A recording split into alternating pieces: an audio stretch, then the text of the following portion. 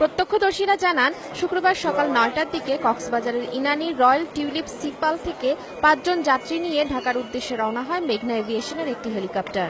এ সময় উখিয়ার রেজুখাল এলাকায় হেলিকপ্টারটি বিধ্বস্ত হয়ে পানিতে পড়ে যায়।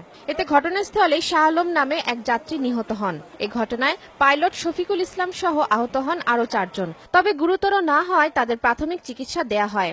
বিমানটা এইদিকে চলে যাচ্ছে, দক্ষিণ দিকে, এই পাশে ফিরে নিয়ে এইদিকে মানে কি উত্তর পাশে চলে আসতেছে। কতটুকু যাইয়া দেখছি সাগরের পাশে একদম মানে কি পড়ে গেছে। পরে যখন গেছে আমরা দূরে গেছি, দূরে যখন গেছি এখানে দেখিতে লোক দেখি মানে কি আনা বাইয়া মানে কি থেকে আমরা ৩ জন ৪ জন বাইর করে জীবিত। যখন দেখি এখানে ৮ জন দেখি বেল যখন বান্ধা এর রূপে ৮ জন বলছে মানে কি বেলটা খুলে দেন।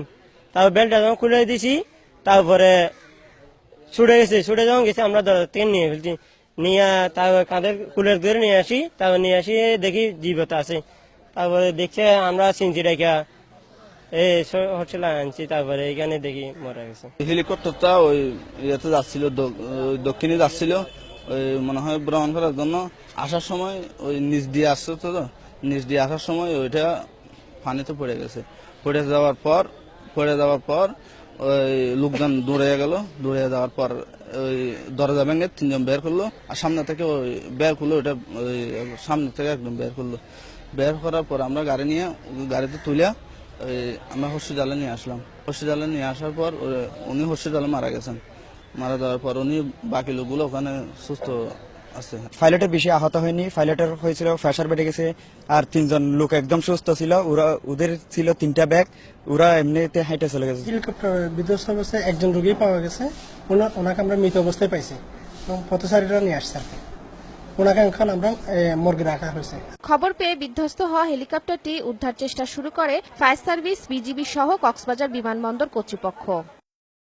একটি বিজ্ঞাপনের কাজে অংশ নিতে যাওয়া অলরাউন্ডার সাকিব আল হাসানকে ইনানীর একটি হোটেলে নামিয়ে ঢাকা ফেরার পথে হেলিকপ্টারটি বিধ্বস্ত হয়।